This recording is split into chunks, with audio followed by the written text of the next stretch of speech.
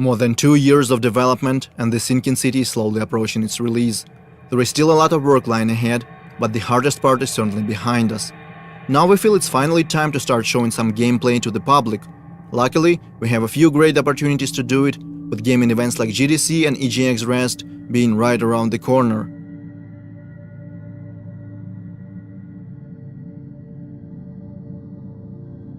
Making a demo is always a challenge, we know that by now. Our goal is to show as much diversity as possible, diversity of our gameplay features and cultural aspects as well. For these purposes, and also to introduce and explain our mechanics, we are creating a completely new quest line. So let's jump back to November when our work began. Our narration team comes up with a story of a missing person. Depends on the kind of job that you're offering. My husband, Harry Evans, has disappeared. It ties together our gameplay features as well as that Lovecraftian lore. At the same time, our concept artists and level modelers start working on the gameplay area. The quest is designed to take the player across different city districts: Rich, Poor, the Harbor Zone and the others. At first, the plan was to put together a small separate map just for GDC, but we quickly realized we didn't want to make something we would never use in the future. So we agreed that the quest should take place in the actual city. The problem is our full map is far from finished. It already has streets and buildings, but is lacking those small details that make a city feel alive. To negate that, we decide to border off the gameplay area and spice it up a little, add points of interest, vehicles, landmarks, and of course our monoliths. So now we have a more or less finished and polished part of the map that we can use in our final product. Things are going smoothly. Obviously, different bugs and glitches keep popping up like crazy. Sometimes the hero wears two hats, sometimes a floating object stop being floaty, and don't get me started on strange collisions. But we always manage to fix them in no time. However, there is one big problem that we have struggled to sort out for months: lighting. In our previous demo we used static light maps and baked them into the textures. That was a difficult and resource-draining process, so in our game we eventually decided to switch to dynamic lighting.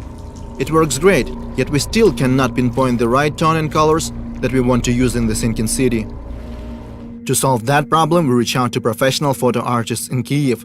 They help our team find the right color scheme, inspired by the works of Caspar David Friedrich, James McNeill Whistler, Gregory Crutzen, and other prominent masters in their fields. Also, during our numerous playtests, we realized something. Our quest line is intriguing, but very linear. And that's not something you'd expect from the developers that keep hyping up their quote-unquote strong and non-linear storytelling. So our writers put together an alternative ending. I guess you could call it a good ending, available only for the most observant investigators. There is something else that requires a lot of effort to produce. Our intro cutscene is supposed to be the very first thing that people will see. Obviously, we want to make it look impressive and true to our source of inspiration, Lovecraft. Our cinematic artists decide to start the cutscene in the water, slowly emerging to show the city. The sea and its destructive influence are one of the main themes in our game, and these first few seconds felt fitting, they felt right. There is a whole lot of work being done in the meantime. Our animation specialists are working on making those characters and objects move realistically, the localization team is searching for the right actors to voice our characters, the sound designers and the combat unit are busy as well. After several months of work, the demo is ready. All that's left to do is spend countless and countless hours creating and practicing the presentation. We know the importance of the first impressions. They can be make it or break it kind of deal. We might find thousands of new fans or go completely unnoticed. And it's really tempting to fall in the trap of overpromise just to gain short-term attention. But there is nothing worse than being disappointed when the game comes out and feel like being lied to. So we decided to make a demo that is true to the game as possible. And now we want to see what will be the people's reaction.